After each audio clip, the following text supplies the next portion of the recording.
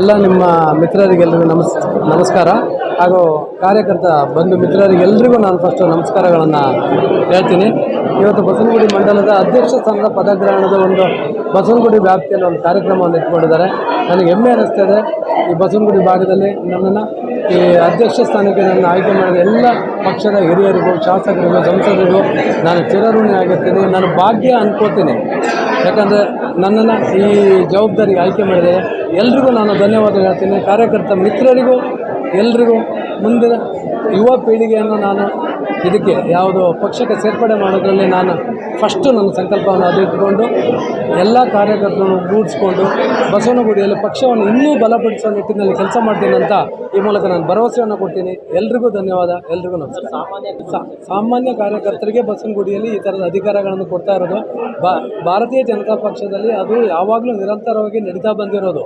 ನಾನು ಯಾಕಂದರೆ 2010ರಲ್ಲಿ ಯುವ ಮೋರ್ಚೆ ಜವಾಬ್ದಾರಿಯನ್ನು ನಾನು ತಗೊಂಡು ಕೆಲಸ ಮಾಡಿದವನು. ಅದಾದಮೇಲೆ ನಾನು ಮಂಡಲದ ಸೆಕ್ರೆಟರಿಯಾಗಿ, ಮಂಡಲದ ಕಾರ್ಯದರ್ಶಿಯಾಗಿ ನಾನು ಕೆಲಸ ಮಾಡಿದ ನನಗೆ ಅನುಭವ ಇದೆ. ಆ ಅನುಭವದ ಮೇಲೇ ಕಾರ್ಯಕರ್ತರುಗಳಿಗೆ ಕೊಡುವಂಥದ್ದು, ಕಾರ್ಯಕರ್ತರ ಪಕ್ಷ ಎಲ್ಲ ಜವಾಬ್ದಾರಿಯನ್ನು ಕಾರ್ಯಕರ್ತರಿಗೆ ಕೊಡ್ತಾ ಇರುವಂಥದ್ದು. ಇದು ಭಾಜಪ ಅನ್ನೋದು ಯಾವತ್ತೂ ಕಾರ್ಯಕರ್ತರ ಪಕ್ಷ. ಇವತ್ತೊಂದಿನ ವಿಶೇಷ ಕಾರ್ಯಕ್ರಮಕ್ಕೆ ತಮ್ಮೆಲ್ಲರಿಗೂ ಸ್ವಾಗತ ಕೋರ್ತಾ, ನಮ್ಮೆಲ್ಲರ ನೆಚ್ಚಿನ ಯುವ ನಾಯಕ ಶ್ರೀಯುತ ಪ್ರವೀಣ್ ಶೆಟ್ಟಿ ಅವರಿಗೆ ಮೊದಲನೇದಾಗಿ ಶುಭಾಶಯಗಳನ್ನ ಹೇಳಲಿಕ್ಕೆ ಇಷ್ಟಪಡ್ತೀನಿ. ನೂತನವಾಗಿ ಪದಗ್ರಹಣ ಮಾಡ್ತಿರೋಂಥ ಬಸವನಗುಡಿ ಮಂಡಲದ ಅಧ್ಯಕ್ಷರಾಗಿ ಪದಗ್ರಹಣ ಮಾಡ್ತಿರೋ ನಮ್ಮೆಲ್ಲರ ಆತ್ಮೀಯ ಸ್ನೇಹಿತ ಶ್ರೀಯುತ ಪ್ರವೀಣ್ ಶೆಟ್ಟಿ ಅವರಿಗೆ ಇಡೀ ಬಸವನಗುಡಿ ಮಂಡಲದ ಪರವಾಗಿ ವಿಶೇಷವಾದ ಅಭಿನಂದನೆಗಳನ್ನ ಸಲ್ಲಿಸೋಕ್ಕೆ ಇಷ್ಟಪಡ್ತೀನಿ.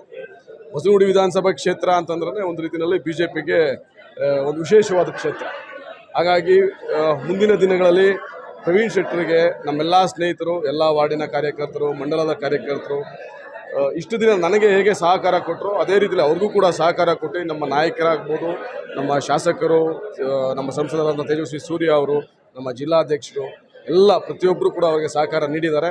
ಅದೇ ರೀತಿ ಅವರು ಅದನ್ನು ಒಳ್ಳೆ ರೀತಿಯಲ್ಲಿ ಉಪಯೋಗಿಸ್ಕೊಂಡು ಬಸವನಗುಡಿ ಮಂಡಲನ ಒಂದು ಉನ್ನತ ಮಟ್ಟಕ್ಕೆ ಸಂಘಟನೆ ತಗೊಂಡೋಗಲಿ ಅಂತೇಳಿ ಈ ಮೂಲಕ ನಾನು ಅವ್ರಿಗೆ ಹಾರೈಸ್ತೇನೆ.